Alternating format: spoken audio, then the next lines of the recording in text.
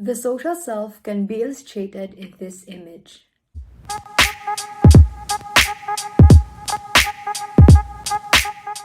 No man is an island. This saying originated from John Donne, a 17th century English author. This famous statement is perhaps heard anywhere, but what does it truly mean for a man not to be an island? Writers and authors would explain this metaphor in such a way that no one is self sufficient, because a person should rely on another person's comfort or company in order to survive. Thus, a person needs to interact with others. John Locke's Tabula Rasa explains the first picture wherein we people are compared to an island. We do not have a certain personality when we are born, since there are no interactions with others done yet.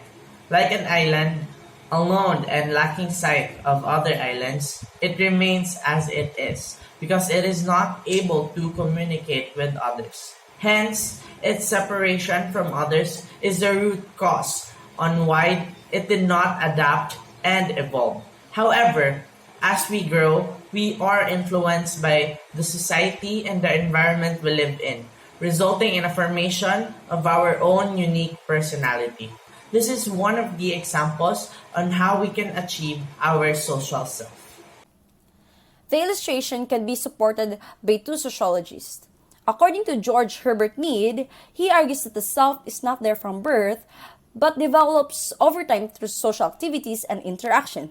Also, Charles Horton Cooley believed that people whom a person interacts become a mirror in which he views himself.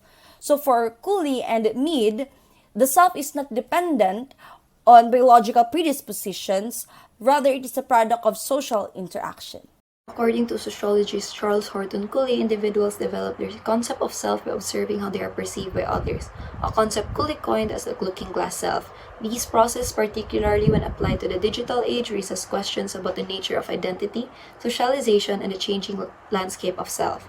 The looking glass self describes a process wherein individuals base their sense of self on how they believe others view them.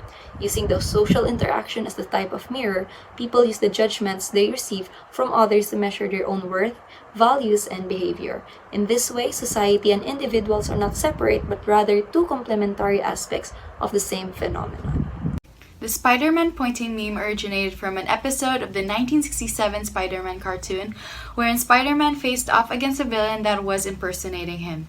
Now, if we relate that to the self theory, it visualizes it by showing that each and every one of us have our similarities because of the fact that we influence each other.